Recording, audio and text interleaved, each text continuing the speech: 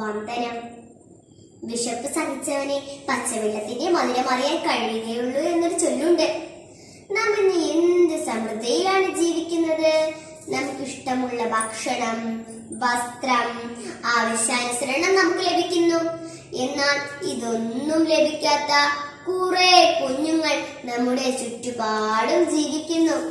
അങ്ങനെയുള്ള ഒരു ബാലന്റെ കഥയാണ് ഞാൻ ഇന്നിവിടെ പറയാൻ പോകുന്നത്. എന്റെ കഥയുടെ പേരെന്താണെന്നോ? ആഗ്രഹം, അതിയായ ആഗ്രഹം. ഒരിടത്തൊരിടത്ത് ഒരു കൊച്ചു ഗ്രാമത്തിൽ ഒരു ഓലമേഞ്ഞ ഒരു കൊച്ചു കുടിലിൽ ഒരു ബാലൻ ജീവിച്ചിരുന്നു. അവന്റെ പേരാണ് കുട്ടൻ. സ്കൂൾ ജീവിതം എന്താണെന്ന് പോലും അവൻ അറിഞ്ഞിരുന്നില്ല. കഷ്ടപ്പാടും ദാരിദ്ര്യവുമായിരുന്നു അവന് പുട്ട്. ഒരു നേരത്തെ ആഹാരം പോലും കഴിക്കാനില്ലാത്ത അവനെ പഠിക്കാനുള്ള ആഗ്രഹം വളരെ വലുതായിരുന്നു. അവന്റെ വിഷമം കണ്ട് അവന്റെ അമ്മ അവനെ ഒരു സർക്കാർ സ്കൂളിൽ ചേർത്തു. സ്കൂളിൽ ചെന്നപ്പോൾ എല്ലാവർക്കും പുതിയ ബാഗുകൾ, പുതിയ ചെരുപ്പുകൾ.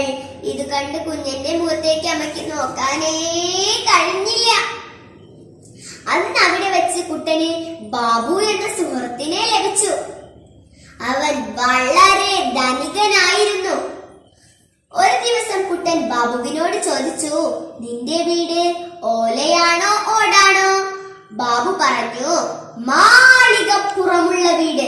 കുട്ടൻ അതിശയത്തോടെ ചോദിച്ചു, മാളികപ്പുറമുള്ള വീടോ? അതെന്താ?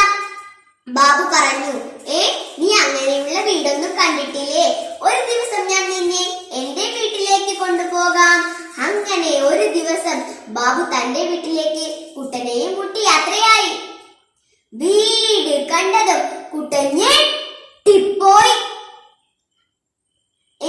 ഇതെന്താ, കൊട്ടാരം പോലെയുണ്ടല്ലോ. അങ്ങനെ അവർ വാതിൽ തുറന്നതും ബൗ ബൗ, കുട്ടൻ പേടിച്ചു പോയി.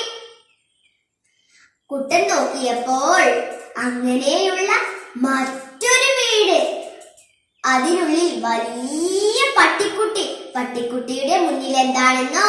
വലിയ പാത്രം നിറയെ ഭക്ഷണം. ഇത് കണ്ടതും കുട്ടന്റെ വായിൽ വെള്ളം ഊറി. ഒരു ദിവസം സ്കൂളിൽ ടീച്ചർ എല്ലാവരോടുമായി ഒരു ചോദ്യം ചോദിച്ചു, നിങ്ങൾക്ക് ഭാവി ആരാകണം?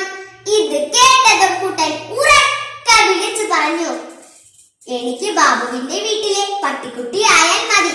ഇത് കേട്ടതും എല്ലാവരും ചിരിക്കാൻ തുടങ്ങി. എന്നാൽ ചിരി അധിക നേരം ഉണ്ടായില്ല.